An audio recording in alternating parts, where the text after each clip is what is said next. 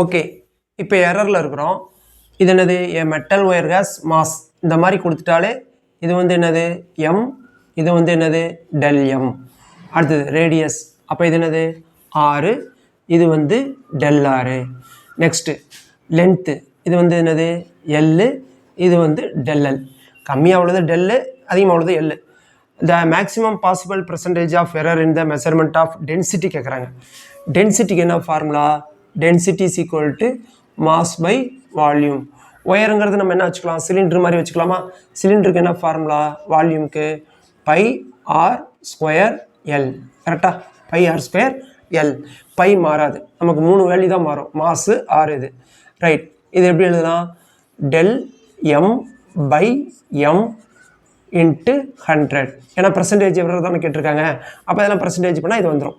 Plus r ஸ்கொயர்னா 2 del r by r into 100 plus எல்லாம் del L by L into 100.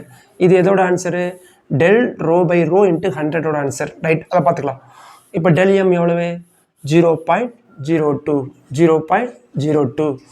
M எவ்வளவு? 0.4 into 100 plus 2 del R எவ்வளவு?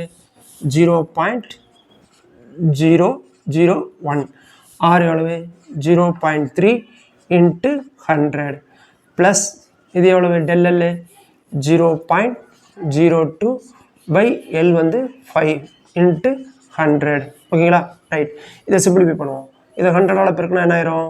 0.2 by 0.4. Okay, இது 0.2 by 0.3. இது 2 by 5 ஆயிரும் 100ஆல் பெருக்கினா. சரி, இதை சிம்பிளிஃபை பண்ணுங்கள்.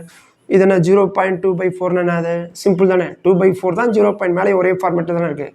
அப்போ 1/2. அப்போ இது 0.50 எழுதிக்கலாம். ப்ளஸ் இது என்ன வரும்? 2/3 போடுங்க, ஏன்னா ரெண்டு சேமாக தானே இருக்குது.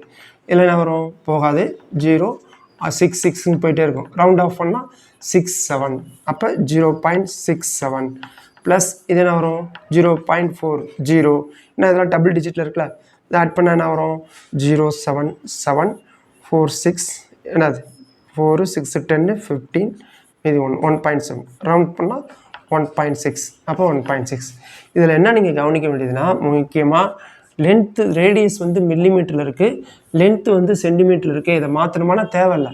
ஏன்னா 5 சென்டிமீட்டர் 0.02 சென்டிமீட்டர். அப்போ மேலே இங்கேயும் சென்டிமீட்டர் மில்லிமீட்டர்லாம் கேன்சல் ஆயிரும்ல. ஆனால் யூனிட்டை பற்றி நீங்கள் கவலைப்பட தேவை.